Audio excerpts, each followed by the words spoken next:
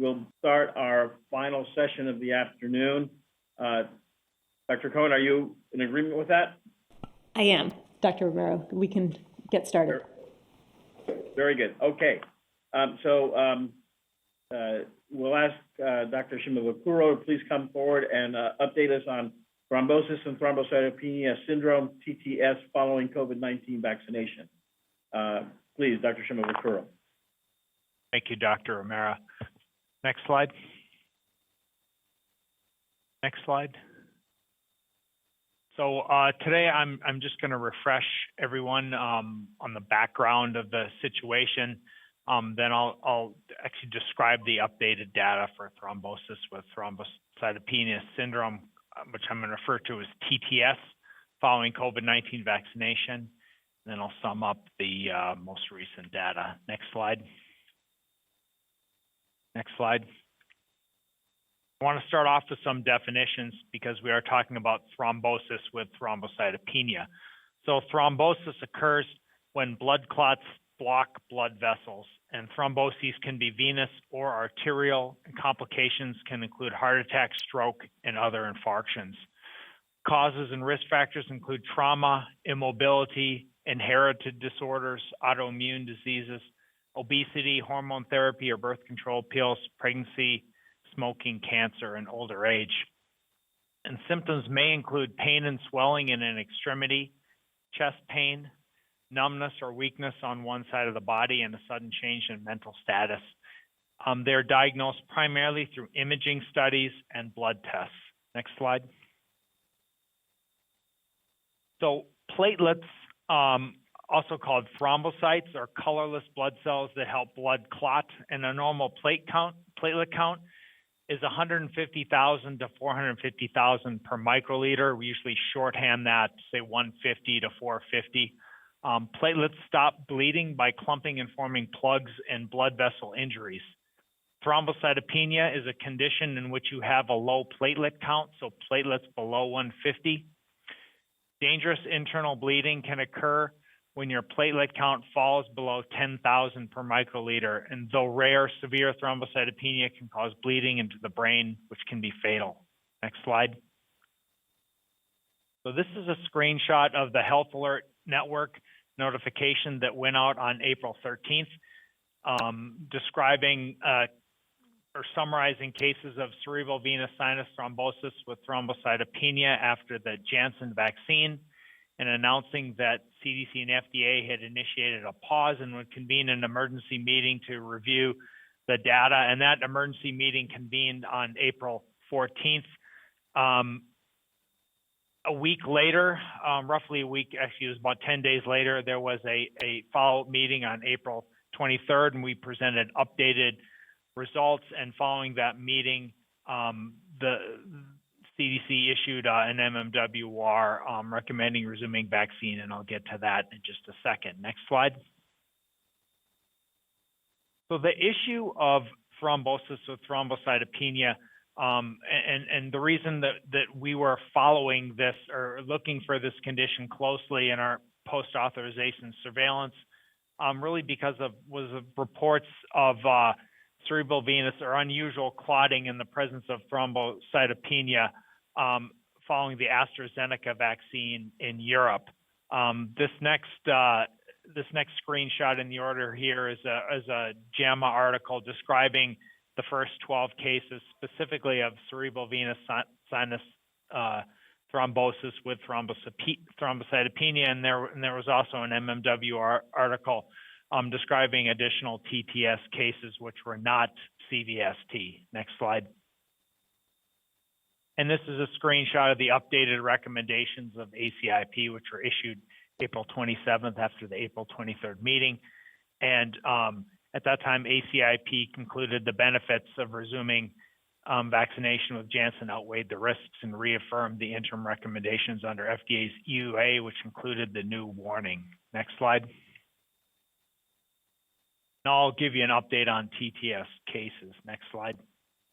So I want to mention that most of our data on TTS comes from the Vaccine Adverse Event Reporting System, or VAERS, which is the nation's early warning system for vaccine safety.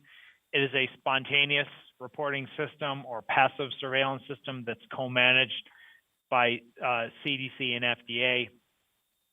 We rely on individuals to report events into VAERS, and as a passive surveillance system, it has the limitations of passive surveillance system in general, that it's not designed to assess causality. However, it has a large population under surveillance and is therefore able to detect rare adverse events and unusual and unexpected patterns for these rare events, which it did in this case with TTS. Next slide. I also want to mention that our clinical immunization safety assessment project was instrumental in doing a detailed clinical review of these cases in consultation with our consultants and our hematologists and neurology experts and other vaccinology experts at our CISA sites. Next slide. So case finding for TTS following COVID-19 vaccines occurs in a variety of ways. One of the ways is that healthcare providers directly contact CDC about potential TTS cases. Often we will be directly contacted by phone or by email by astute healthcare providers who recognize a TTS case or a potential TTS case, often to inform us that they have simultaneously reported to VAERS, or we initiate an investigation along with the healthcare providers and we facilitate the report into VAERS. Also, FDA physicians screen incoming VAERS reports daily to identify potential TTS cases. We call this screening of pre-processed reports. In addition, CDC searches the VAERS database of processed reports daily for possible TTS cases. Medical records are requested for all potential TTS cases, case reports to confirm thrombosis with laboratory evidence of thrombocytopenia using a working case definition, which I'll describe in a second here. And CDC and FDA medical officers review TTS case reports and available medical records, and CISA experts, including hematologists, are consulted as necessary. Next slide. So I show you this slide just to mention that there is an Interim Brighton Collaboration case definition for TTS. Some of the criteria for Brighton are new onset thrombocytopenia, so platelet count below 150, no known recent exposure to heparin, in the presence of venous or arterial thrombosis. And in addition to rare thromboses like CVST, it currently includes more common thromboses like deep vein thrombosis, pulmonary thromboembolism, PE, ischemic stroke, and myocardial infarction. And at CDC, we've adopted what I would call a modified version of this Interim Brighton Collaboration case definition for TTS. Next slide. So our working case definition for TTS is divided into two tiers. So tier 1 cases and tier 2 cases. And I don't want people to think that a tier 2 case is not a serious case. This is really a way for us to categorize this and for us to organize our search and our clinical reviews. So a tier 1 TTS case includes thrombosis in an unusual location, including cerebral venous sinuses, portal veins, splenic vein, and other rare venous and arterial thromboses. These cases may also concurrently have thrombosis in more common locations, like venous thromboembolism, axillary vein thrombosis, deep veins thrombosis, and PE. The cases have to have a platelet count of less than 150, and a positive heparin PF4 ELISA hit antibody test is supportive for a tier 1 TTS case, but not required. For a tier 2 case, this would be thrombosis in a common location only. So again, VTE, axillary vein thrombosis, DVT, PE, but it excludes isolated acute myocardial infarction or ischemic stroke. So if all a patient had was an AMI or an ischemic stroke, this would not qualify as a case under our working definition. In addition, tier 2 cases need to have a platelet count less than 150, and have a positive heparin PF4 ELISA hit antibody test. That is required. The reason that is required is based on some exploratory work we have done.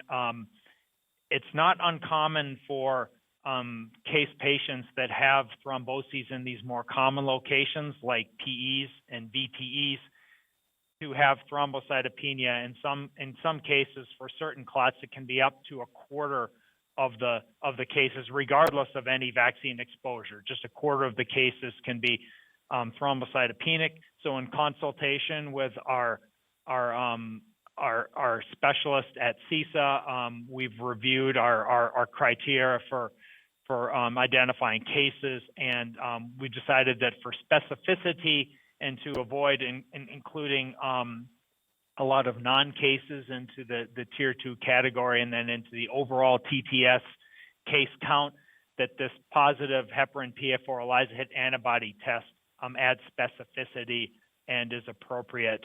I will emphasize this is a working case definition, and this may be revised as we continue to learn more about this condition, which is really a new condition, a novel condition. Next slide.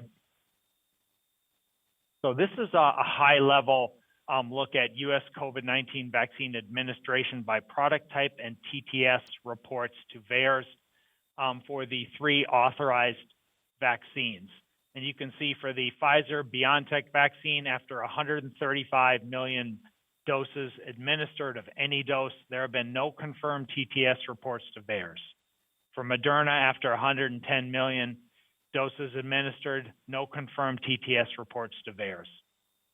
And for the Janssen vaccine, after 8.7 million doses administered, we have 28 confirmed TTS reports to VAERS. I want to mention that there was one CVST with thrombocytopenia case observed in the Janssen pre-authorization clinical trials in a 25-year-old male. This case is not included in the VAERS or in the post-authorization confirmed case count. Next slide. So here are some of the basic characteristics of these 28 cases. 25 were tier 1, 3 were tier 2. Median age was 40, ranging from 18 to 59. Median time from vaccination to symptom onset was 9 days, ranging from 3 to 15 days. All had received the Janssen COVID-19 vaccine before the pause on April 13th, 2021. There were 22 females, 6 males.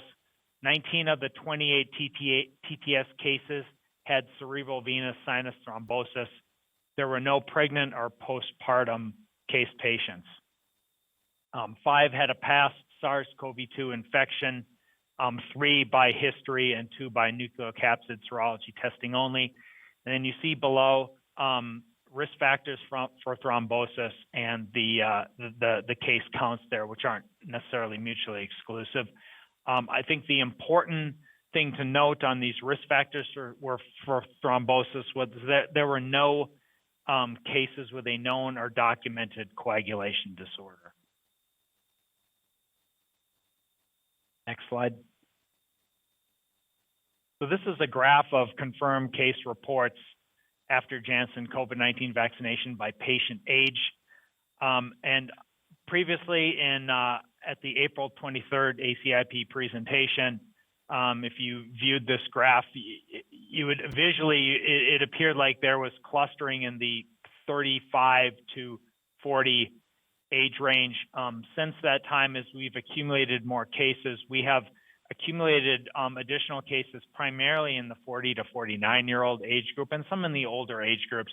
But most of these cases, TTS cases, are occurring in the 30 to 49-year-old age group. Next slide. Here's a graph of the time from vaccination to symptom onset. Since the last update, there have been a couple cases that have had symptom onset earlier. You see one at 3 days, one at 5 days. But I think the take home here is most of these cases have a symptom onset after vaccination around 1 to 2 weeks. Next slide, please. So here's the US reporting rates of TTS after Janssen COVID-19 vaccination. There are 8.73 million total Janssen COVID-19 vaccine doses administered. At the previous update on April 23, there were just under 8 million doses. So a relatively small number of additional doses of Janssen have been administered. Can you go to the next slide, please? The first comparison I want to draw your attention to is the reporting rates in females versus males. And you can see the trend here is that with the exception of individuals 65 years and older, for which there are no cases in either females or males, the trend is that the reporting rates are higher in females compared to males in all age categories. Next slide. And this is looking within females. And you see the reporting rates here, and which are highest in the 30 to 39 and 40 to 49-year-old age group. And just for comparison, at the last update, in the 18 to 29-year-old age group, the reporting rate was 5.2 per million doses administered. And for the 30 to 39-year-old age group, it was 11.8 per million doses administered. In the 40 to 49-year-old age group, it was 4.3 per million doses administered. And then the 50 to 64, it was 1.5. So there have been increases in some of these age groups, but I would say it's been most pronounced in the 40 to 49-year-old age group where we've seen the greatest number of additional cases. Otherwise, either relatively unchanged or not really substantially changed. If you look at the distribution of the cases for males, you'll see that although these are small numbers, we don't seem to see clustering in these younger age groups. Is pretty evenly distributed. But again, the caveat there is these are only 6 cases, so very small numbers. Next slide. So these are the locations of the thromboses for the TTS cases. And I'll just mention that, again, 19 of the 28 case patients had thromboses in the cerebral venous sinuses, and 10 of those 19 patients with CVST experienced an intracerebral hemorrhage.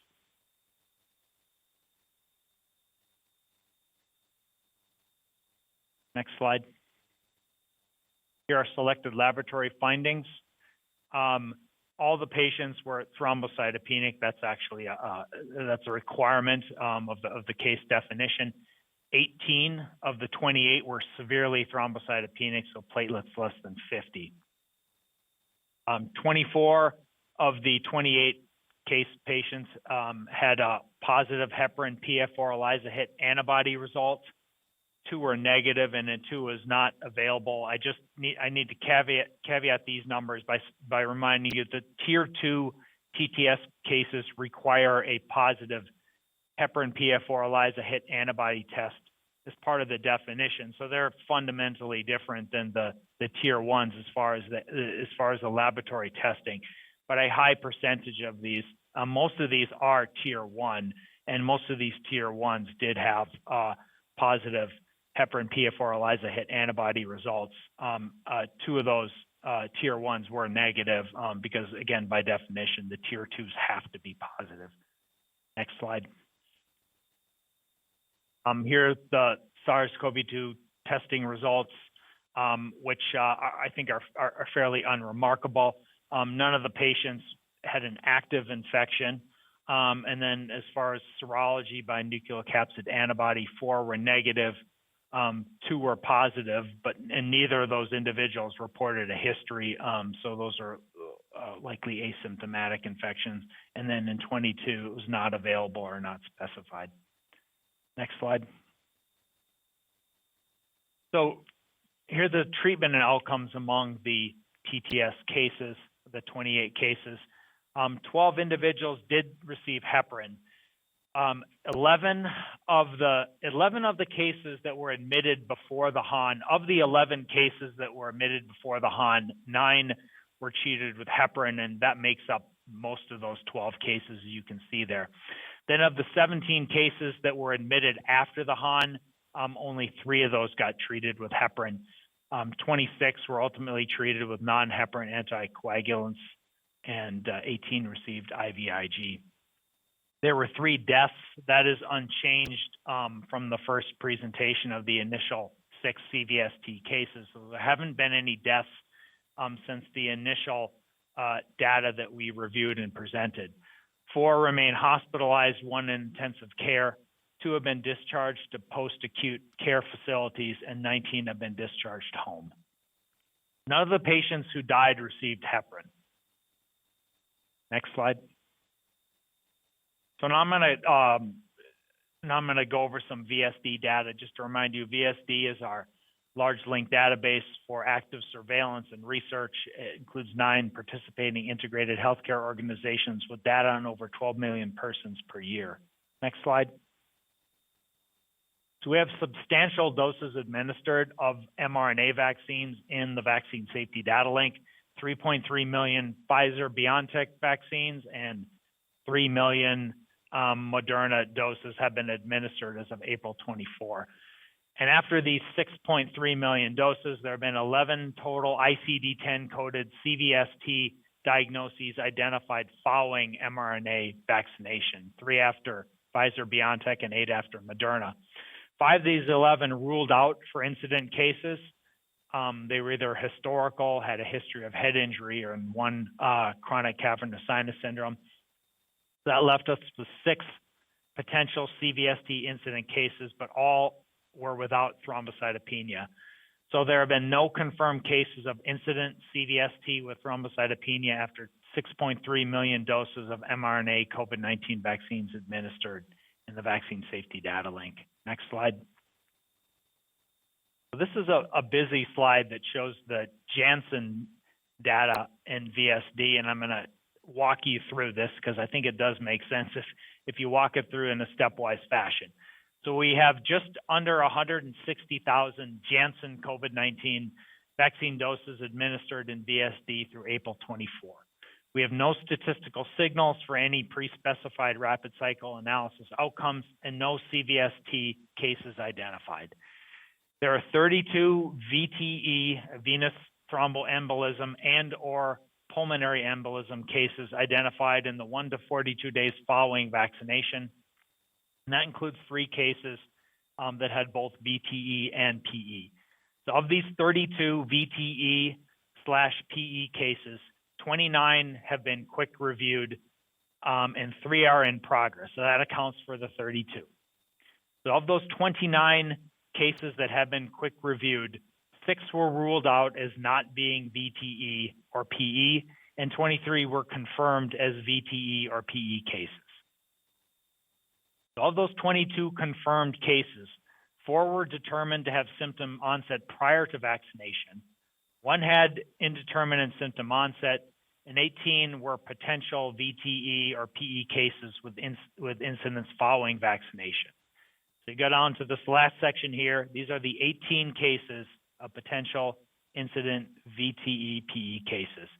10 were female, 8 in males, ages ranged from 30 to 79 years, none with a history of COVID-19 infection, and none with thrombocytopenia noted at the time of the VTE or PE.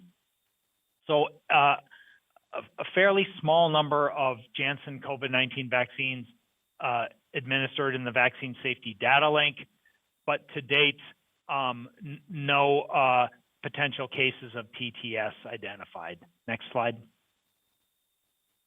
Next slide. So in summary, TTS is a rare, clinically serious, and potentially life-threatening condition. Current evidence suggests a plausible causal association with the Janssen COVID-19 vaccine. Symptom onset appears to occur from several days after vaccination to up to 2 weeks, with most cases having symptom onset around 1 to 2 weeks. Most cases are in women with most age 18 to 49 years old. The clinical features of TTS following Janssen COVID-19 vaccination appear similar to what is being observed following AstraZeneca COVID-19 vaccination in Europe. It is important to recognize TTS early and initiate appropriate treatment. Specifically, do not treat cases of thrombosis with thrombocytopenia with heparin unless heparin PF4 ELISA hit antibody testing is negative. TTS does not appear to be associated with mRNA COVID-19 vaccines. The U.S. Vaccine Safety Monitoring System is able to rapidly detect rare adverse events following vaccination and quickly assess safety signals. And finally, CDC is committed to open and transparent communication of vaccine safety information. Next slide. So as far as next steps, we'll continue to enhance monitoring in VAERS and conduct surveillance in other vaccine safety systems, and we'll update ACIP and the public as additional information becomes available. Next slide. And I want to remind our healthcare providers, our healthcare provider partners out there on the front lines to submit adverse event reports to VAERS. There are specific EUA reporting requirements, and CDC encourages the reporting of any clinically significant adverse event to VAERS. Here's some information on how to report to VAERS and some information if you need assistance. And just to remind you, please cooperate with VAERS or CDC if we contact you to follow up on an individual patient, which usually involves requesting medical records or confirming or filling in gaps in information on the VAERS report. HIPAA permits reporting of protected health information to public health authorities, including CDC and FDA. Next slide. Okay, so completely unrelated to what I've been talking about for the past 20 minutes, I want to, and in the spirit of today's vote, I want to talk about adolescent vaccination and VSafe enrollment. Next slide. Just to remind people out there, to remind our healthcare providers, our public health partners, our individuals going out and getting vaccinated, and parents and caregivers, VSafe is our smartphone-based active safety monitoring system. It is an after-vaccination health checker. It's a voluntary self-enrollment program, which you will receive text messages with embedded web links from CDC to take you to a secure web-based surveys in which you can report to us about the post-vaccination experience. Next slide. So CDC, now that adolescent vaccination has been recommended, CDC encourages parents and guardians to enroll their vaccinated adolescents into VSafe. Parents and guardians can complete health surveys on behalf of their adolescents, describing symptoms and health events after vaccination. We want to make sure that you know that we encourage completing of health surveys, even if the vaccinated persons are feeling well and have no side effects. All this information is important to us and is helpful to us. Participation in VSafe will help CDC continue monitoring the safety of COVID-19 vaccines as use is expanded into younger populations. Please promote VSafe participation at vaccination locations. We think taking advantage of the post-vaccination observation period to counsel patients on VSafe and encourage patients and parents on behalf of their adolescents to encourage VSafe participation would be a good use of this time while they're sitting there during the post-vaccination observation period. Next slide. I'd like to acknowledge the contributions of the investigators from the following organizations. Next slide. And that concludes my presentation. I'll be happy to answer questions. Thank you very much. As usual, another outstanding presentation. We're open for questions. Ms. Bata. Thank you again, Dr. Shimabukuro. A question that I have is, are you looking at the reports that don't meet the Brighton criteria for any patterns or increased incidence above the background rate? So conditions like PE, pulmonary embolism, venous thromboembolism, acute myocardial infarction, ischemic stroke, those are all adverse events of special interest for VAERS, and those are also rapid cycle analysis pre-specified outcomes. So we are monitoring those conditions just as a matter of routine safety monitoring. With respect specifically to TTS cases, We have an initial search criterion that where we basically cast a net out there and we reel in potential cases, and then we do a detailed review of these case reports and accompanying medical records, and often follow up with the healthcare providers. And because the PF4 hit antibody testing is usually not something you can glean from the VAERS report. That's something we get from follow-up. So we will get visibility, or we will capture all these reports, which are, most of them are generally consistent with the Brighton interim recommendations, although they have to have something more than just a heart attack or an ischemic stroke. And we will review all these cases to confirm that they meet the criteria or don't meet the criteria for the interim or for our working case definition. Thank you. Dr. Bernstein, please. Great presentation, Tom, as always.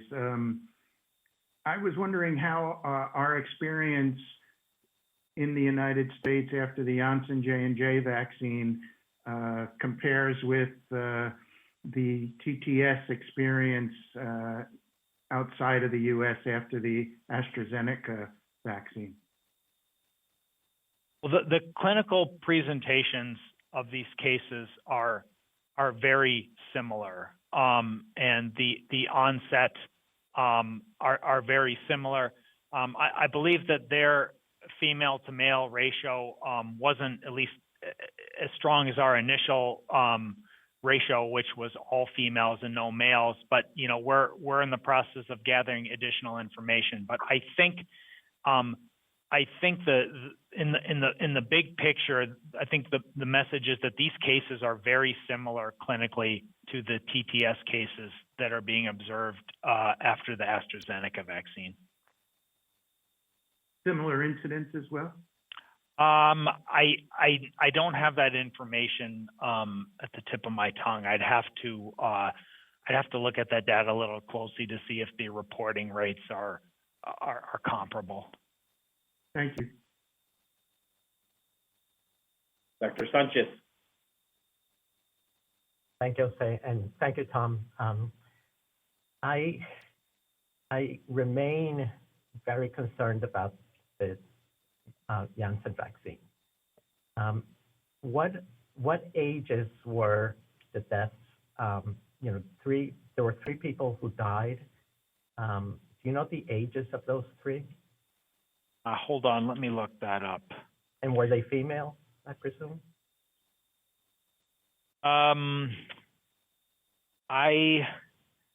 I believe so. I'm looking at my documents, and I believe for patient privacy and confidentiality reasons, they're all listed at females less than 50 years of age. Because the other thing, my question is, the warning that has been tied to the vaccine recommendation has been 18 to 49 years old, predominantly female. And when I look at the confirmed cases in your slide 18, there's quite a few in the 50s, up to 59. And whether we should amend that age, say less than 60. And really, I think we have to pay for vaccines, and I remain concerned that, and hopefully people are aware of the risks and associated with this vaccine, even if it is rare, and that is being made fully known and aware to the vaccinees. And again, and the other thing is that it's not just women. So, and the comparison with the AstraZeneca product in Europe, to me, is also a concern. So I remain concerned. I think that this vaccine, the risks need to be made very well known to the vaccinees before we administer it. And I also think that the age should be amended. Thank you. Dr. Romero, Thank you we for do the- have, I just want to say that we do have a presentation where the VaST group has summarized their interpretation of this data, and then some additional slides from Sarah if, so there will be additional time to discuss after those presentations as well. Yes. Yes, Dr. Kroll, that's correct. We will, right after this presentation. Dr. Paling. Yes, thank you. Dr. Shimabukuro, thank you for a great presentation. I also really appreciate your timely reference in advertising of the VSafe, which is a great opportunity for the adolescent vaccine. I noted that during the public comment section, there was occasionally a reference to the VAERS report, and I'd like to give you a chance to share the approach for reports of death after COVID-19 vaccines. Thank you. So reports of death are classified as serious reports, clearly. They're also an adverse event of special interest. So every report of death gets reviewed at CDC and is also reviewed by our colleagues at FDA. So when we get a report of death, we are notified quickly by the VAERS contractor. And at that point, they initiate a records collection process. And that involves collecting medical records and requesting death certificate and an autopsy report if an autopsy was conducted. All this information eventually is, the initial report is rapidly reviewed by physician reviewers at CDC, and they review records as they come in. The purpose of this review is to confirm the cause of death as determined by the certifying official, or as we can determine from the medical records. Some additional work we do is we look at the causes of death and compare them to the most common causes of death in the United States based on vital statistics from the National Center for Health Statistics. We can also look at the reporting rates for death compared to the background rates for death. In addition, if we are requested by a healthcare facility, a healthcare provider, the state or local health department on assistance for investigating deaths, because the authority and the jurisdiction for investigating death resides at the state level. Our infectious disease pathology branch has specific guidance on investigating and deaths and conducting autopsies, and our clinical immunization safety assessment group is also available to consult if necessary, and our VAERS team will also work with state and local and facility investigators to make sure that we're supporting them in their death investigation. We will also accept samples and analyze samples and provide information to help the state determine the cause of death. But every death report is reviewed by at the CDC, and we follow up closely to get medical records and death certificates and autopsy reports. Sometimes that process takes a while, but every attempt is made to get those records, review those records, and confirm the cause of death. Thank you very much. A quick note, try to limit yourself to asking questions rather than having a complete discussion at this point. We still have several other topics to cover. Dr. Freihofer. Thank you so much for a great presentation. Do you have the reporting rate just in general for those 50 and older? That was a number that we were given at the last ACIP meeting. It'd be nice to have that for comparison. I think the last meeting for females 50 and older, it was 0.9 per million. I could almost do the mental math for you, but I'll have to get back to you on that. It's probably going to be roughly the same. I'll have to before the meeting's over today. That'd be nice to have that. Number. Thank you. Thank you so much. Sorry, I couldn't get off mute there. Dr. Stinchfield. Yeah, thank you so much, Tom. I have a quick requirement question on the 12 to 15-year-olds, the new EUA from FDA. Do we give that alone or that plus the original EUA? What's the requirement? Could you repeat that? I'm sorry. Yeah, so the EUA requirements for 12 to 15-year-olds, do we give the 43-page amendment that covers that data, or do we give that and the original EUA? What's the requirement from FDA?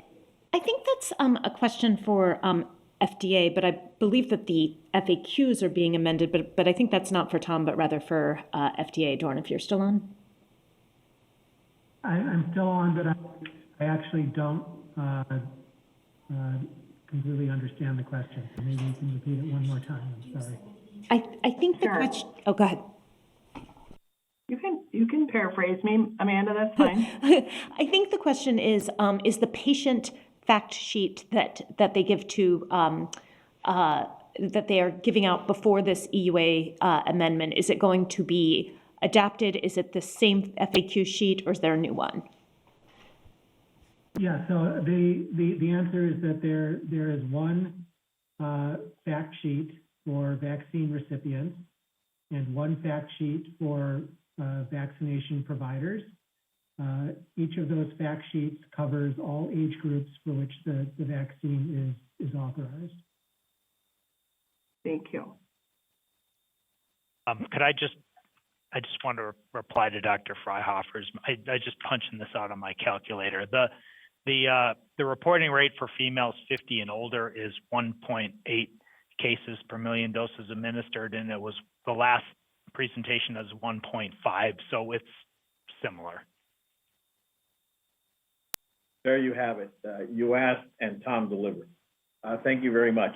I believe that those are all the questions we have at this time. Let's move on to the next session, which is headed up by Dr. Lee, the co-chair of the VaST group on the VaST update, and that will be followed also by additional comments from none other than Dr. Oliver. Thanks so much. You can move to the next slide, please. So the VaST, COVID-19 VaST work group, the Vaccine Safety Technical Work Group, focuses on reviewing, evaluating, and interpreting the post-authorization vaccine safety data, serves as a central hub for technical SMEs from federal agencies conducting the safety monitoring, advises on analyses, interpretation, and data presentation, and provides updates to the COVID-19 vaccines work group and the full ACIP on COVID-19 vaccine safety. Next slide. At this point in our U.S. vaccination program, we have accumulated a tremendous amount of safety data to date. There have been 262 million doses administered in the U.S., including 140 million Pfizer-BioNTech doses administered, and 153 million individuals who received at least one dose. Next slide. To date, this is our vaccine safety monitoring timeline. I just wanted to highlight that VSafe has been incredibly helpful for confirming the reactogenicity profile seen or observed in clinical trials, and in addition has now includes over 110,000 individuals who self-identify as pregnant, who are now being recruited for a specific pregnancy registry. So just a great example of innovation and also the ability to capture enhanced data for a population where more data is needed. VAERS has been critical in the early detection of both anaphylaxis and TTS, and the CISA consultation service for COVID-19 vaccines has added tremendous value for our challenging clinical questions.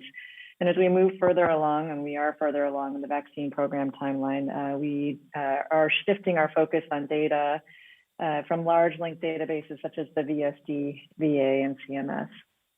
Next slide.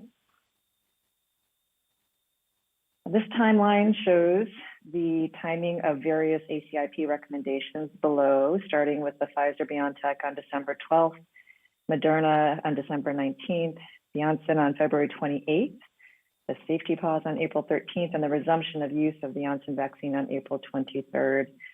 Since the first vaccine was authorized for use, VaST has had 20 independent meetings to review vaccine safety data and 4 additional joint meetings with the COVID-19 vaccines work group. It has been a really busy 5 months of service for the VaST members and for all the vaccine safety teams who are presenting at all of these meetings. Next slide.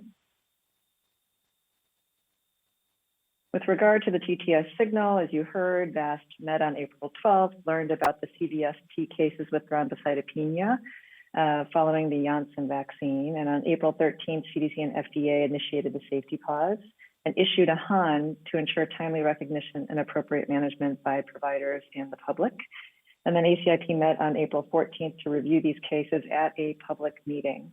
The committee requested additional information to support evidence-based decision-making about the use of this vaccine. Next slide.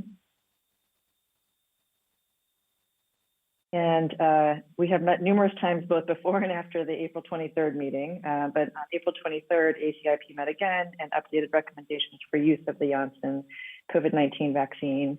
ACIP concluded that the benefits of resuming vaccination among persons 18 years and older outweighed the risks at a population level, and we reaffirmed our interim recommendation under the FDA's EUA with a new warning put into place for rare clotting events among women aged 18 to 49.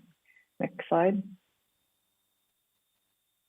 Since the last public meeting, VaST met 3 times to review findings from enhanced monitoring efforts and the tiered CDC case ascertainment approach for TTS cases and VAERS.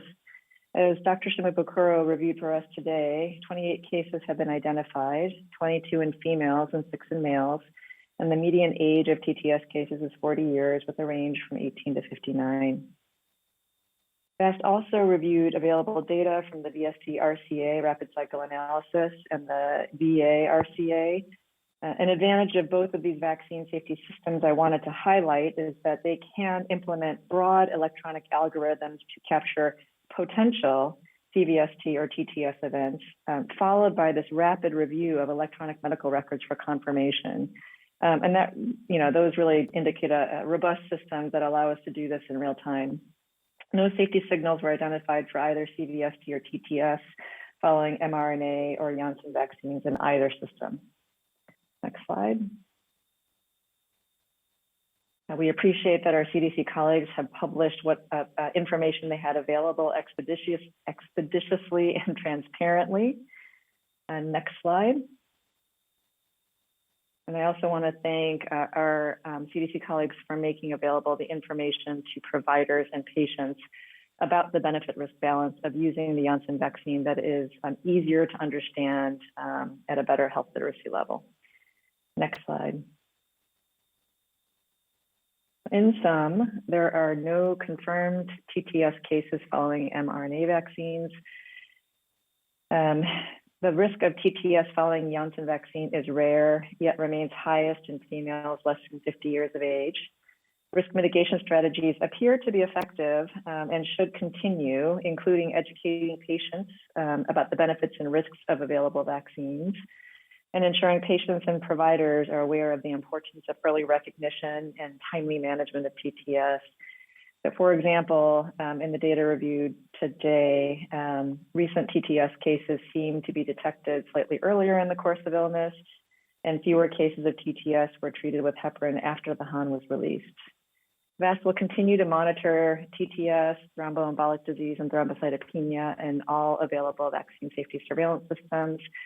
And VaST will update the ACIP COVID-19 vaccines work group, the ACIP Secretariat, and the ACIP on a regular basis. Next slide. I again want to thank our VaST members, including our NVAC chair, Bob Hopkins, our CDC co-leads, Lori Markowitz and Melinda Wharton, and our CDC colleagues and staff, and especially Dr. Shimabukuro, and ex officio and liaison reps for their dedication and their time commitment for everyone's time to support vaccine safety and the overall vaccination program in the U.S. And with that, I'm happy to give it back to Dr. Romero. Thank you. And I will pass it on to Dr. Oliver. Thanks.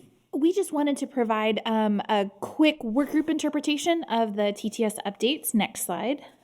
So as has been mentioned several times in this session, The left is highlighting an MMWR that was published after the vote, where ACIP reaffirmed its recommendations for all persons 18 years of age and older under the EUA, which now includes the warning about clotting events, and highlighting the fact that patient and provider education about the risk for TTS with the Janssen vaccine, especially among women less than 50, was important, as well as the availability of alternative COVID vaccines, and that this information is required to guide vaccine decision-making and ensure early recognition and clinical management of TTS. And then again, highlighting, as Dr. Lee did, the educational materials that are now up on CDC's website around this. Next slide. So then we also wanted to highlight how doses of the Janssen COVID-19 vaccine have been used since the pause. We know that nearly 8 million doses were used prior to the pause, and the figure on the left shows the age and sex breakdown among doses where that information is known for doses given before the pause on April 13th. And you can see it's fairly evenly split between males and females. Since the pause, there have been 1.2 million doses of the Janssen COVID-19 vaccine administered, and this breakdown is shown on the right. Note that the scale on the figures is different because the figure on the right, the pause was from the 13th through the 23rd. So the timing after the pause is less. However, you can see that doses are still being utilized for females, but in a smaller proportion since before the pause, especially in the population identified as at the highest risk, the females 18 to 49 years of age. Next slide. Then wanted to update you about the risk-benefit analysis. So we have updated the risk-benefit analysis with the updated incidence of TTS that Dr. Shimabukuro just went through, and this was reviewed by the COVID-19 vaccines work group. The work group interpretation at this time is that the benefits still outweigh the risk and that no updates to vaccine policy are needed. The work group will continue to review TTS updates as well as updates to the risk-benefit analysis and continue in discussions if or when the work group's assessment is that updates to recommendations for the use of the Janssen COVID-19 vaccine should be considered. The risk-benefit analysis, the full risk-benefit analysis will be presented to ACIP again, along with potential updated policy considerations. So just because we're not bringing it forward to ACIP at every meeting, be reassured that the work group and others are continuing to look at the data and will bring it forward if and when is needed. Next slide. I think that's all I've got. Yes, and happy to take questions on any of that. Thank you. Questions for Dr. Lee and Dr. Oliver. Dr. Freihofer. I'm sorry, I forgot to take my hand down. I apologize again. No apology needed. Ms. Stinchfield. Dr. Stinchfield.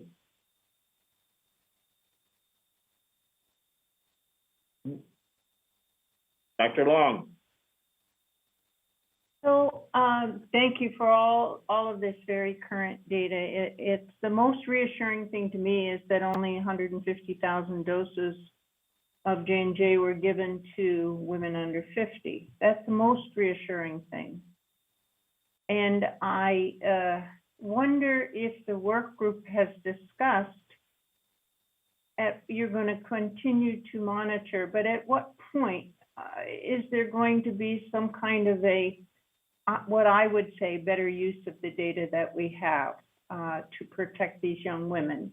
I know, having spoken to 3 different young women teachers who are right in that 30 to 40 age group, who just got J&J vaccine 10 days ago, who are just in that period where, you know, we're most concerned about them, that they did not hear, I can only say what they heard, that there was a special concern or that there was a choice about these vaccines. So although I think what you have presented is a very good brochure and a good image, I would so much either require that you can only give this vaccine if you have informed and the woman consents. And I even would consider written consent by the woman to know that, because I wake up every night thinking every day we're probably going to have some young woman whose life is changed because of bleeding in her head when there are alternative vaccines to be used. So I guess the bottom line of my question is, you know, when are you going to say you have enough data to say something? And the other thing, I just think that Dr. Shimabukura's data is showing us that these are mainly in women who are past menarche and before menopause. So, I also wonder if you have any data on the men who've had it, if they possibly received either androgen blocking agents or estrogen therapy for underlying conditions. So it's kind of a long diatribe. I just continue to be very concerned about the decision the ACIP has made with the data that we have available. Thank you. Thank you. Dr. Lett.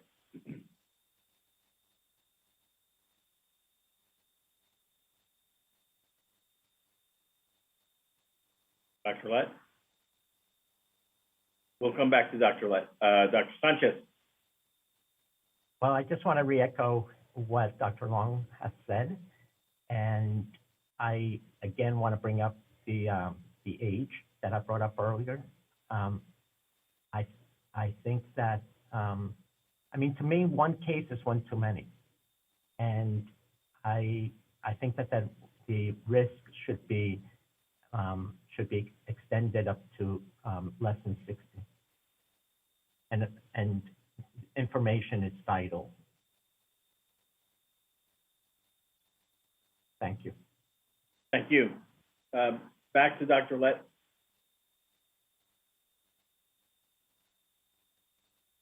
Okay. Can you all hear me? I think I'm unmuted now. Can you hear me? Yes, you are unmuted. Go ahead. Thank you. Sorry.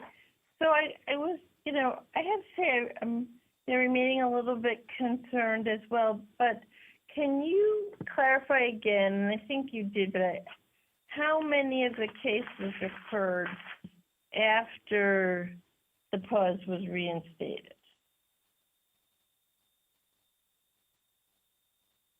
Let me go check.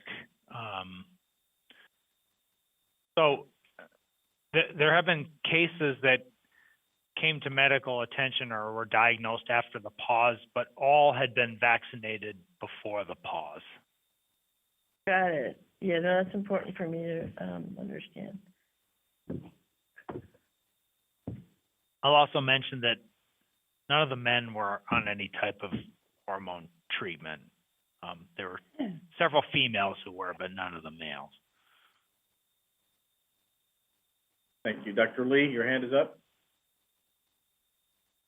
Yes, I mean, I just want to make the point that I think it's important to ensure that every individual, regardless of what vaccine or medication we're giving, is informed about the benefits and risks of any medical product. And I think that, you know, for me, it really behooves us as providers, you know, as public health colleagues to ensure that we are providing that education and every single opportunity to be able to give it. I hear the concerns of Dr. Long and Dr. Sanchez, but I feel, my feeling is that this applies to everything we do. So I think we need to continue to find better ways to ensure that we are educating everybody about all vaccines. And I guess I would say, in thinking about the vaccines themselves, the recommendation, I think it's been important for us to ensure that we also are providing access as an important component of a recommendation, with the idea that, for example, with pregnant women, we wanted to ensure that we were providing access to vaccines and recognizing that the benefit-risk balance overall needs to be considered. With regard to the comment about reevaluation, in my mind, it is not a static decision. I strongly believe in dynamic benefit risk assessment, and that is the role of ACIP to do that. I think that it's important for us to know where we are in the pandemic. So I think the modeling team did a phenomenal job at the last meeting, trying to put numbers to the qualitative sense that we had. And I anticipate those numbers will absolutely change as time goes on. And again, as different products go into full licensure. So I think the questions might be slightly different in addition to ongoing benefit risk balance assessment. Thank you. Dr. Long? I hear you, Dr. Lee, and I appreciate everything that everybody has said. But with this latest data, we now have a number that's a lot different. We have in the age group of 30 to 39-year-old women, it's about 1 in 83,000. And before, last time I calculated 1 in 50,000 in the highest 10-year decade risk group. So I guess I would like the work group to discuss what number is going to be meaningful when we recommend against its use. I hear you about all vaccines, and I know every ad on the television about every medical product, they tell you in rapid succession horrible things that can happen to you. But I don't believe that this is usually transmitted in a way that a person really has the choice.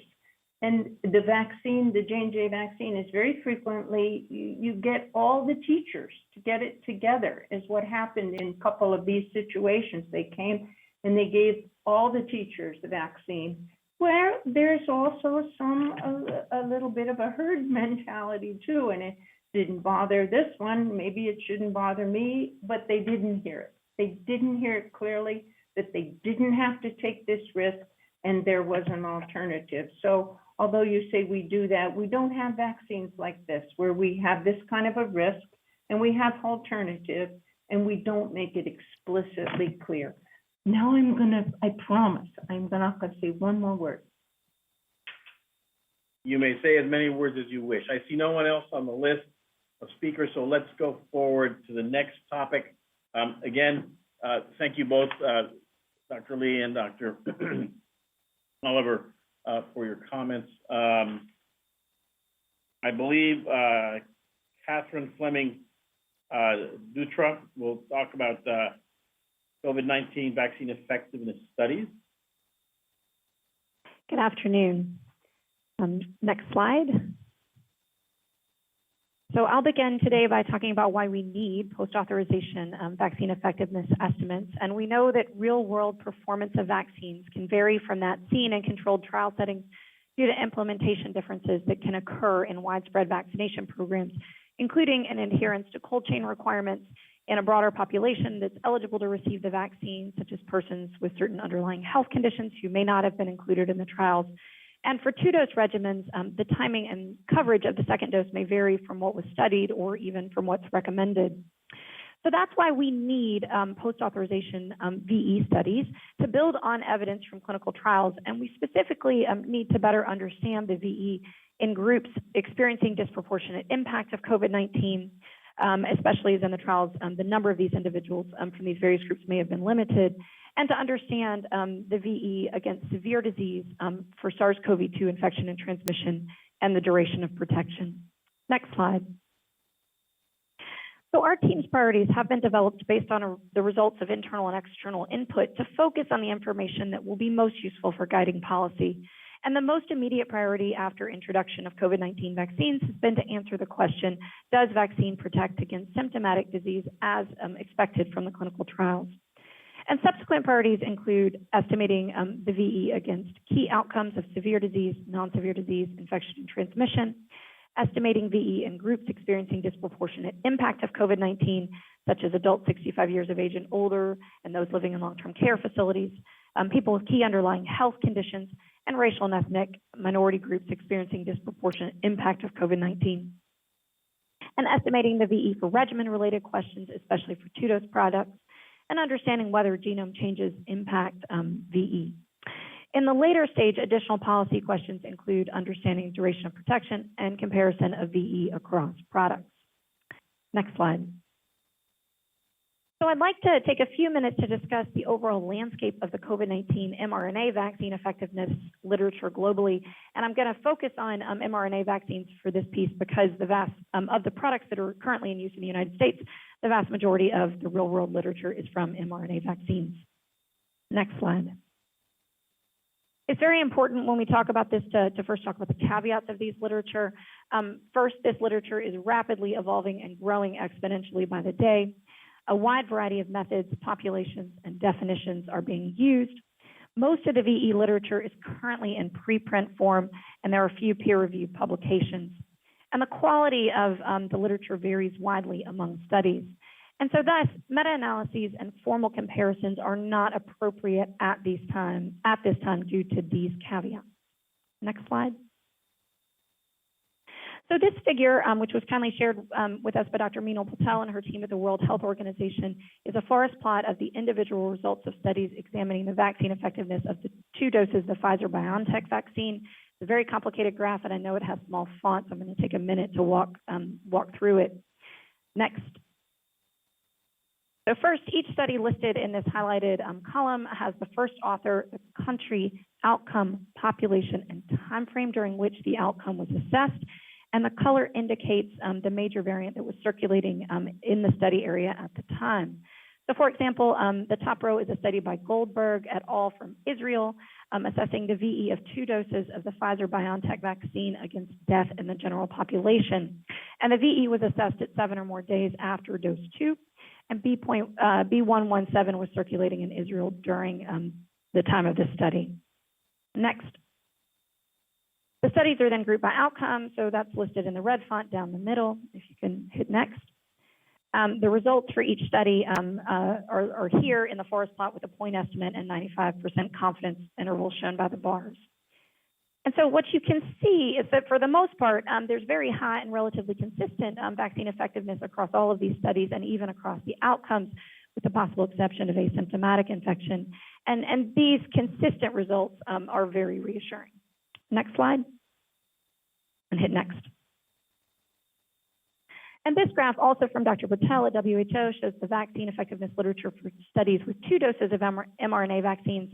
And these are from populations that were using both the Moderna and Pfizer products. And you can see there are fewer studies in this category, all of which are from the United States. And again, we see reassuringly high and relatively consistent vaccine effectiveness across these studies. Next slide. Now I'd like to move into discussing the CDC vaccine effectiveness studies, starting with those that are already published. And next slide. On March 15th, Dr. Brighton and colleagues from CDC, the Connecticut Department of Health, and Yale School of Medicine published an MMWR on the effectiveness of the Pfizer-BioNTech vaccine among residents of 2 skilled nursing facilities. These facilities were experiencing COVID-19 outbreaks that began just after the vaccine was introduced in these facilities, and this offered an early opportunity to assess VE in this population. Next. And during this investigation, they found that a partial regimen of the Pfizer-BioNTech vaccine, which means from 14 or more days after the first dose through 7 days after the second dose, provided significant protection against infection with a vaccine effectiveness of 63% with a 95% confidence interval of 33 to 79%. They conducted a couple of sensitivity analyses, and those included excluding residents with prior SARS-CoV-2 infection and examining time windows of 14 more days after dose 1 up to the receipt of dose 2, and from 14 or more days after dose 1 up through 14 days following dose 2. And those sensitivity analyses yielded very similar VE results. And these findings are comparable to other first dose VE findings among the broader adult population, community dwelling older adults, and adults with multiple comorbidities. Next slide. On March 29th, Dr. Thompson and colleagues published an MMWR with the interim estimates of vaccine effectiveness of the 2 mRNA vaccines, Pfizer-BioNTech and Moderna, in preventing SARS-CoV-2 infection in among healthcare personnel, first responders, and other essential and frontline workers in 8 U.S. sites.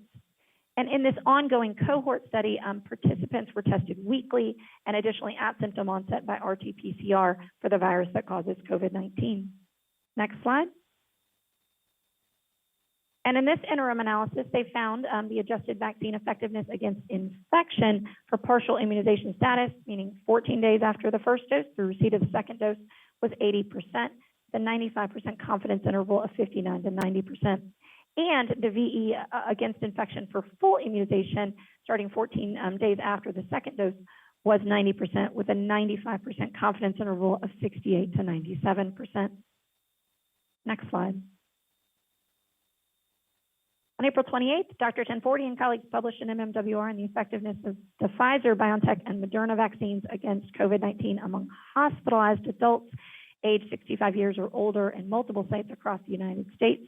This is also an ongoing study, and this interim analysis used a test-negative design by enrolling hospitalized adults aged 65 years or older, and those who tested positive for COVID-19 by PCR were cases, while those who tested negative were controls. Next slide.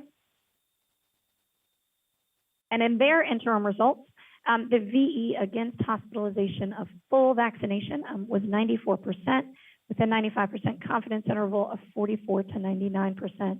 And additionally, they looked at any vaccination, meaning whether partial or full vaccination status, that had a VE of 71%, and partial vaccination status alone had a vaccine effectiveness of 64%, with the confidence intervals shown here. Next slide. On April 30th, Dr. Kavanaugh and colleagues from Kentucky published yet another MMWR that included vaccine effectiveness estimates during a COVID-19 outbreak associated with a SARS-CoV-2 R1 lineage variant in a skilled nursing facility. Next slide. And during this outbreak investigation, they estimated the vaccine effectiveness for a couple of outcomes, but I am displaying the vaccine effectiveness against symptomatic disease in this slide. And in the presence of the R1 variant, they estimated that among skilled nursing facility residents who were fully vaccinated with the Pfizer-BioNTech vaccine, the VE against symptomatic disease is 87%, 95% confidence interval 66 to 95%. And they found that the VE against symptomatic disease among healthcare personnel in the facility was basically the same at 87%, with a confidence interval of 46 to 97%. Next slide. So now that we've reviewed the published literature, I'd like to preview the work that is still ongoing and for which we're expecting results. Next slide. So this table provides a summary of current ongoing COVID-19 VE assessments. And for each of the policy priorities listed in the left column, we sought to plan both studies with prospective data collection listed in the middle column, and studies that leverage big data such as electronic health records or claims data sets listed in the right column. And I know this slide contains a lot of information, but the purpose is to show the breadth of the work. And these VE assessments that they're using a variety of methods, including test-negative designs, case control studies, cohort studies, and that we're leveraging both the prospective data collection and large electronic data sources. I also hope that you will see that we have worked towards harmonizing and coordinating across various platforms, the COVID-19 response, and across the U.S. government. Next slide. Because this meeting today has been mostly focused on pediatric work, I want to highlight the ongoing work that will include adolescents and children, which I've highlighted in purple now on this table. And as you can see, studies assessing the vaccine effectiveness for severe disease and hospitalization, non-severe disease, and the test-negative design case control study being conducted in American Indian and Alaska Native communities will include adolescents and children. Next slide. And I want to highlight one platform that will be specifically focused on adolescents and children, which is Overcoming 2. This is the vaccine effectiveness arm of the Overcoming COVID surveillance system, and will be assessing VE against COVID-19 and multi-system inflammatory syndrome in children, or MISC, among hospitalized children less than 19 years of age. The platform is based on an intensive care unit, or ICU network, assessing influenza VE against critical illness in pediatric patients. And during 2020, Overcoming enrolled all MISC patients and ICU patients with COVID-19 at about 57 U.S. pediatric hospitals. The primary objectives for the VE portion of this network will be to assess the VE against any hospitalized COVID-19 and MISC, and to assess the VE by the subgroups listed here, including by variant vaccine types and the other subgroups. Next slide. So with that, another critical question that we are assessing is do viral genome changes impact vaccine effectiveness? And selected prospective platforms will be collecting specimens from cases where possible for whole genome sequencing. It is important to note that this will not be performed in real time and may not be powered for variant-specific VE assessments. The Vaccine Evaluation Unit also has a team assessing vaccine breakthrough cases associated with hospitalization or death, and a collaboration with the Emerging Infections Program comparing the frequency of variants among vaccinated and unvaccinated persons may also help shed light on this question.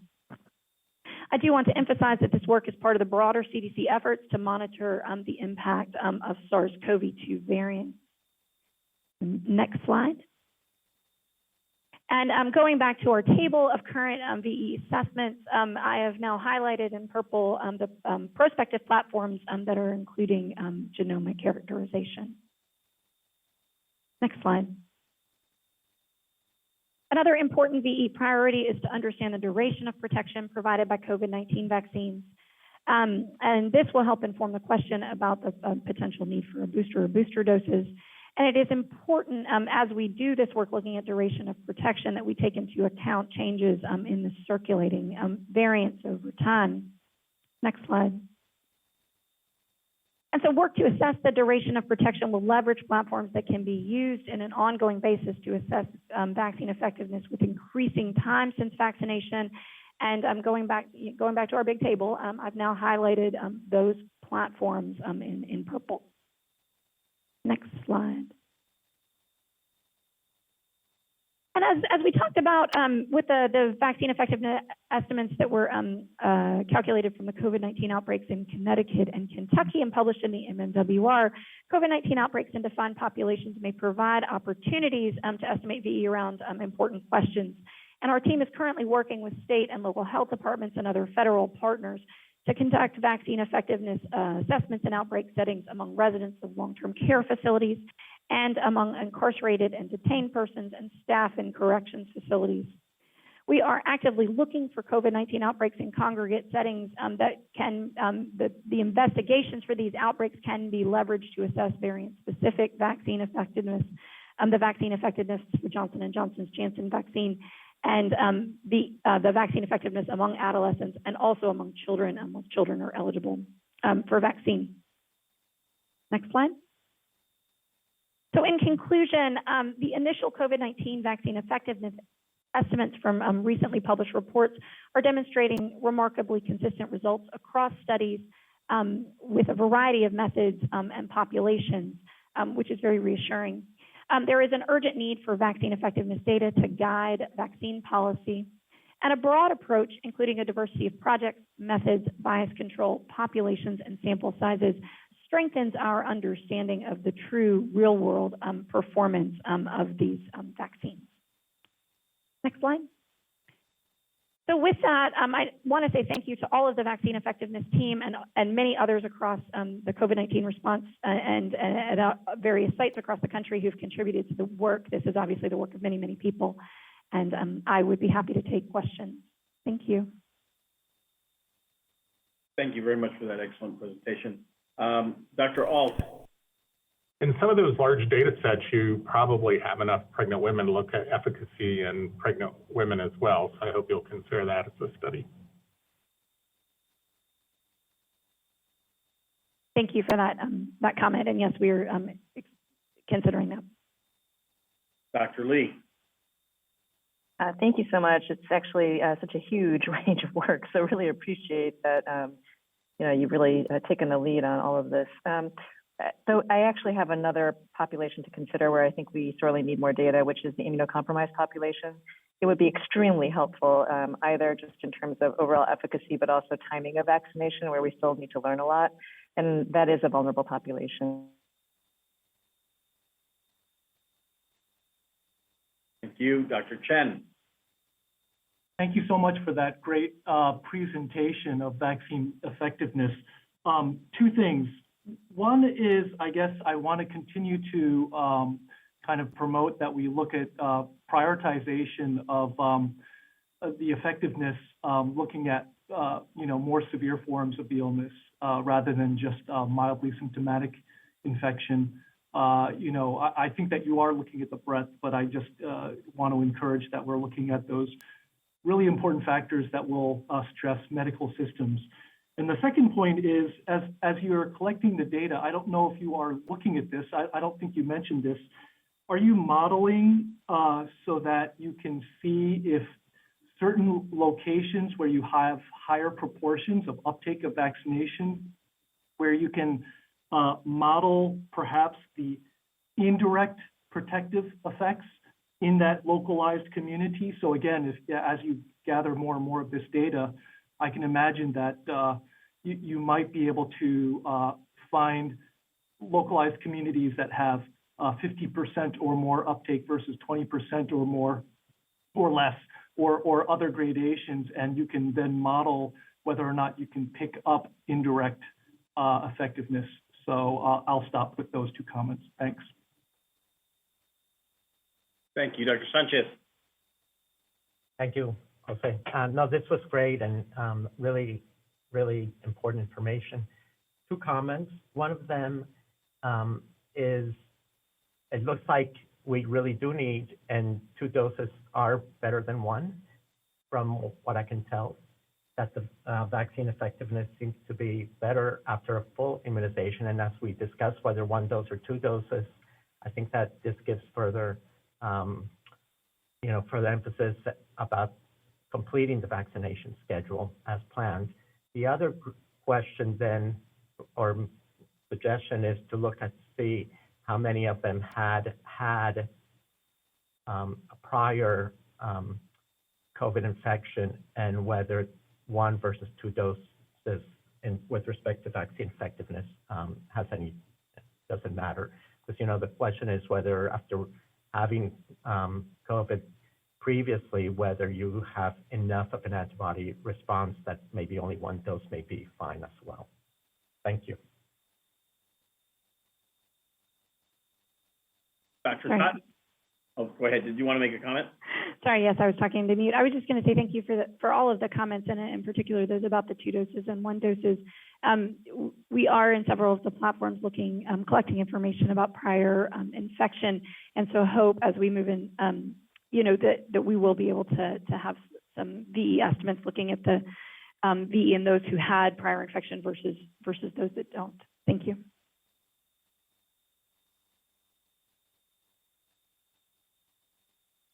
Dr. Cotton, did I call on you already? You had, but I didn't speak yet. So Camille Cotton, I would like to second what the comments that Grace Lee started about immunocompromised patients. Up to 4% of the U.S. population is estimated to be immunocompromised. And just in the past few weeks, we have seen relatively devastating data about antibody response, cellular immune response to vaccine in these populations. At present, under the EUA, we don't have the capacity to give booster doses. We don't have the capacity to do additional doses of alternate vaccines. We don't really have any information as to how best to provide vaccine protection to this very vulnerable population that's at higher risk for significant morbidity and mortality. So I would encourage further research and a focus on this population, especially where many of them have prolonged illness and probably are at higher risk for producing variant strains due to ongoing unchecked replication in this population. So it's really been quite devastating for them to learn that although other people are vaccinated and protected, they are likely vaccinated and much less protected. So I'd just like to encourage research in that realm. Thank you, Dr. Fryhofer. Sandra Fryhofer, American Medical Association, speaking as a practicing physician. Dr. Fleming, thank you so much for this excellent presentation. I think what the data you presented is remarkable and is so consistent, and I think would likely encourage those who might still be thinking about vaccination to go ahead and go for it. I also greatly appreciate your promise to keep looking at duration of protection and the impact of variants, because those are questions I get frequently asked by patients who've already been vaccinated. Thank you. Dr. Daly. Yeah, Matt Daly here. Thanks for that excellent presentation. Do you, Dr. Fleming-Dutra, do you think there's enough resources towards that, looking at vaccine efficacy in variants? Or, I guess I couldn't tell from the different studies sort of what the size of those studies were, and sort of whether we had enough eyes on the ground about vaccine efficacy against variants. Thank you. Thank you for that question. It's obviously an incredibly important question, and certainly we are doing our best to look as carefully as we can at variant-specific vaccine effectiveness, and to bring whole genome, or to leverage whole genome sequencing in the large prospective platforms, but also looking to understand where we can, if rapid public health investigations are needed, such as in the setting of outbreaks, that can help answer some of these questions. It's certainly front and center, for our team to consider how we can do this, and continue to keep eyes on how best we can do that. Thank you. Dr. Maldonado. Thank you, Dr. Romero.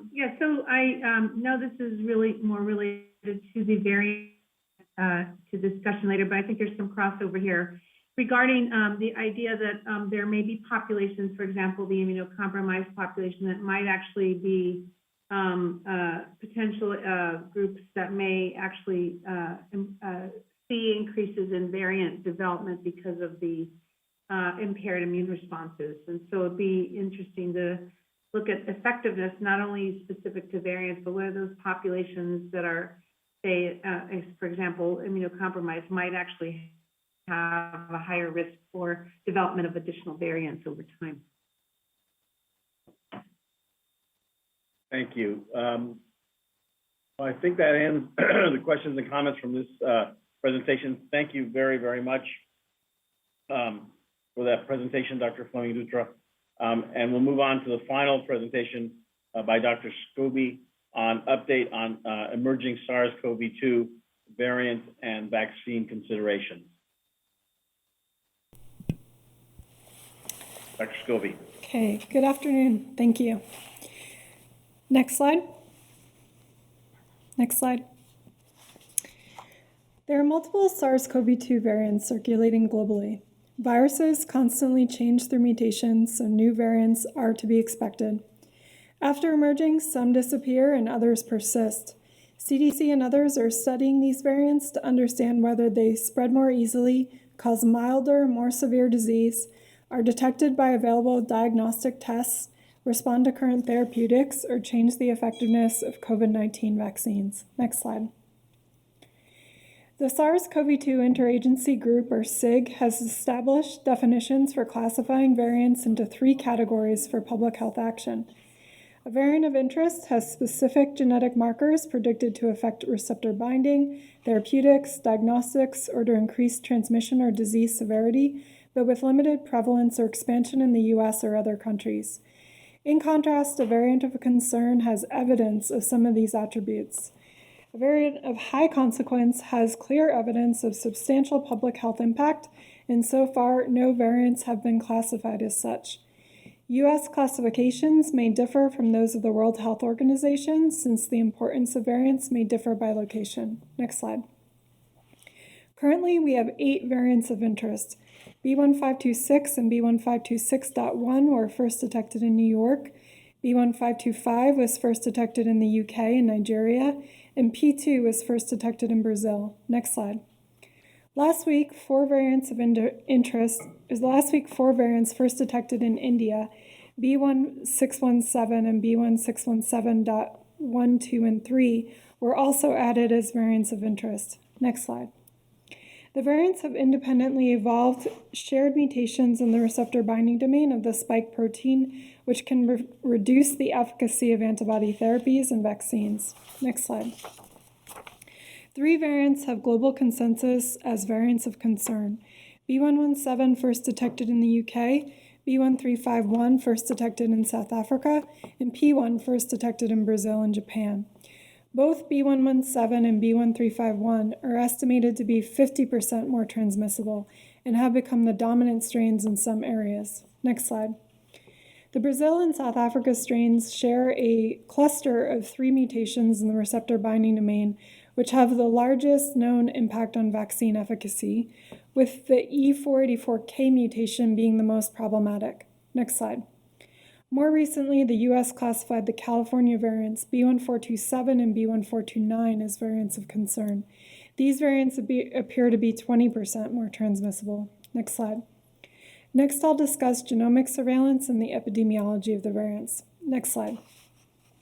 This line chart shows the cumulative number of U.S. SARS-CoV-2 sequences by collection date submitted in 2 public repositories, NCBI and GISAID, starting in January 2020 to the present.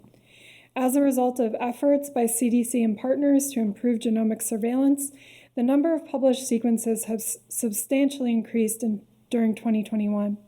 Overall, 6 to 9% of SARS-CoV-2 positive cases are sequenced weekly. Next slide. These are our latest national estimates of the proportions of circulating SARS-CoV-2 variants from CDC's COVID data tracker. To provide more accurate estimates, proportions are adjusted with weights to correct for non-random sampling. Last week, CDC started producing nowcast projections and prediction intervals that account for limited data availability during the 3 to 4 week lag between sample collection and sequencing results. This allows estimation for a more recent time period. The stacked bars show the observed historic estimates and the most recent nowcast projections for the commonly sequenced SARS-CoV-2 lineages in the U.S. by 2-week interval of specimen collection date. Lineages that have been classified as variants of concern, or VOCs, are colored in orange shades. Lineages classified as variants of interest, or VOIs, are colored in purple shades, and other lineages are in blue. The overall proportions of VOCs has increased over time. For the 2 weeks ending May 8th, B117 remained the most frequent lineage with a projected prevalence of 72%. B1427 and B1429 was projected to have decreased to 1% combined, and the B1351 decreased to less than 1%, while P1 increased to 6%. The VOIs B1526 and B1526.1 were relatively steady at 7 and 3%, and B1617.2 increased to 3%. Other VOIs were less than 1%. Next slide. The pie charts on this map show the nowcast projected variant proportions in each of the 10 designated Health and Human Services regions for the 2 weeks ending May 8th. While B117 predominates in each region, the distribution of other lineages varies. For example, B1526 and B1526.1, shown in lavender shades, are highest in the Northeast, while B1427 and B1429, shown in tangerine and orange, are highest on the West Coast. P1, shown in brick red, is projected to have increased in all regions, but was highest at around 10% in regions 1, 5, and 9, while B1617.2 in darker purple was greater than 10% in regions 2 and 8. Next slide. Next, I'll discuss the impact of variants on vaccine effectiveness. Next slide. While cellular immunity likely plays a role in protecting against SARS-CoV-2, a robust correlation has been observed between vaccine efficacy, or VE, versus neutralizing or binding antibody titers. Next slide. The figure shows that current vaccines produce neutralizing antibody levels falling within a protective margin, but a precise threshold or correlate of protection has not yet been determined. Next slide. Vaccines including E484K and future escape mutations may reduce protection to near or below this threshold, resulting in lowered VE, increased breakthrough infections, and shortened duration of immunity. Next slide. We conducted a review of available studies on vaccines authorized or intending to be authorized in the U.S. and containing data on the ability of post-vaccination sera to neutralize SARS-CoV-2 variants. In this dot plot, the reduction in neutralization of the variants is shown relative to the wild type or dominant strain used in each study, where no effect equals 1 at the bottom of the y-axis. Each dot represents one study result, with mRNA vaccines shown together in blue, AstraZeneca in green, and Novavax in brown. Moving left to right, B117 had a median twofold reduction in neutralization. B1351 had the largest median reduction at 7.6-fold, and P1 had an intermediate reduction of 3.7-fold. One study assessed the other Brazil variant P2 and observed a similar effect to P1. Two studies assessed a B117 variant with an E484K change, which has been detected in the UK and US, and found that neutralization was reduced compared to B117 alone. The India B1617, California B1429, and New York B1526 variants had modest reductions of less than threefold, while one study of B1617.1 and a B1526 variant with an additional 484K mutation had larger reductions. Next slide. In summary, the largest impacts on neutralization were observed for B1351, followed by P1. It is difficult to estimate how these results might translate into clinical protection. Some of the variation in the results I've presented may be explained by differences in experimental conditions, limitations for all studies or small sample sizes, and a lack of generalizability. Almost half of the studies have yet to be peer-reviewed. Next slide. This table shows VE point estimates related to the variants. Shown at the top, a Pfizer vaccine study published last week from Qatar showed a high real-world VE of 90% against infection with B117 and 75% against B1351. A growing number of Pfizer studies from the UK and Israel have also demonstrated high real-world VE, while B117 was prevalent. For the Janssen vaccine clinical trial, a variation in VE was observed across countries, which may have been related to the high prevalence of circulating variants in Brazil and South Africa. Next slide. Importantly, both the Qatar Pfizer study and Janssen clinical trial demonstrated high VE against severe or critical disease, regardless of circulating variants. Next slide. Still going on this one. In the Novavax and AstraZeneca vaccine clinical trials, slightly lower VEs were observed for B117 than non-B117 strains, and more substantial reductions were observed for B1351. The AstraZeneca vaccine clinical trial in South Africa observed a VE of only 10% against B1351, but study investigators noted that only mild or moderate cases were observed in the trial. Next slide. Despite high vaccine efficacy, vaccine breakthrough cases are still expected to occur, including those caused by circulating variants. As of April 26, among 95 million people who are fully vaccinated in the US, 9,245 breakthrough infections have been reported through national passive surveillance. CDC works with state health departments on case investigations and sequencing to identify variants. Starting soon, a CDC project with the Emerging Infections Program sites should allow estimation of the frequency of SARS-CoV-2 variants among vaccinated and unvaccinated people in the US. Next slide. One study from Israel assessed variants of concern and infections among Pfizer-vaccinated people versus unvaccinated matched controls during a time when B117 was predominant and B1351 was found in less than 1% of specimens.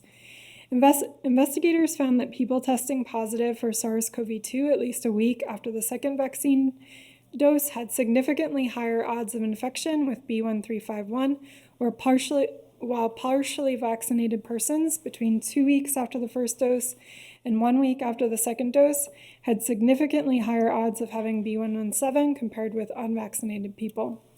The authors concluded that breakthrough infection was more frequent for VOCs.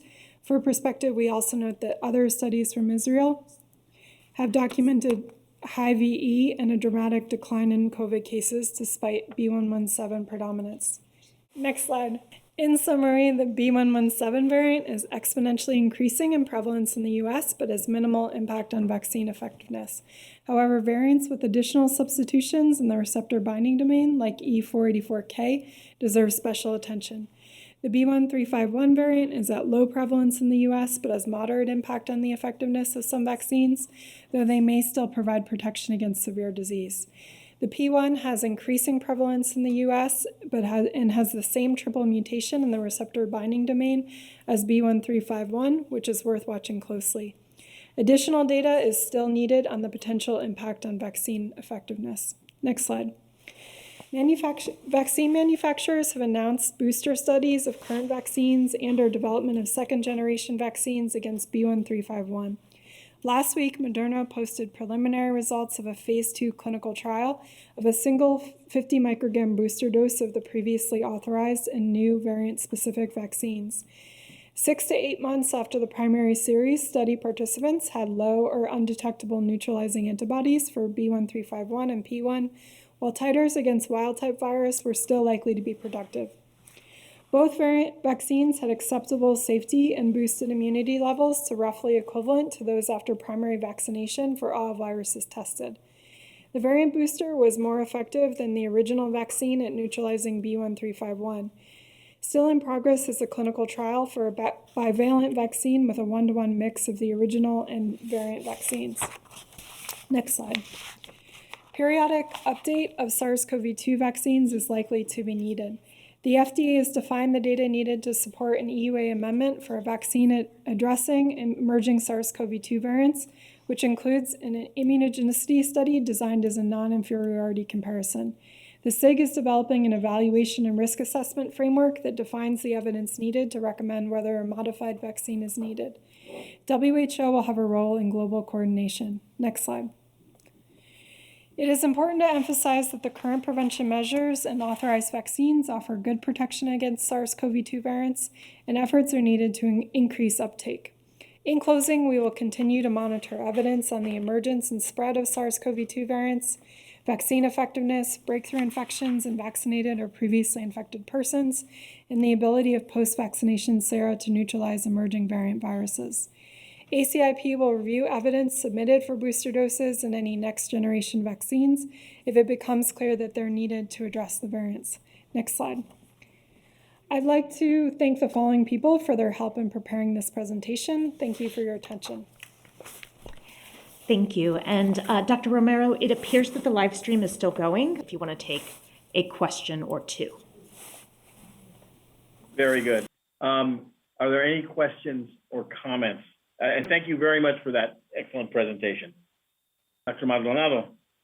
Yeah, thank you so much, and I recognize the timing, but I just had a question about vaccines. WHO approved and non-approved vaccines around the world and how those are going to impact potential efficacy concerns and administration concerns in the US, and wonder if CDC will be tracking some of those data as well, as we will be seeing more and more individuals coming into the United States who've been vaccinated elsewhere, and we'd like to know what to do with them regarding efficacy around their vaccines if they're not EUA approved, but say WHO approved, or if, more importantly, non-WHO approved.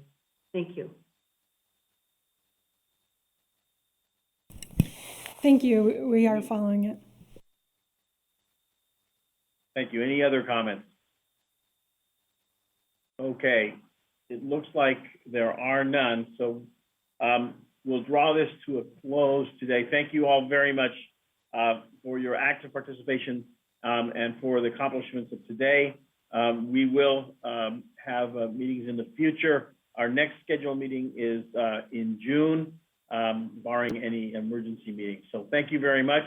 Be safe, and we'll see each other soon. I gavel us to a close.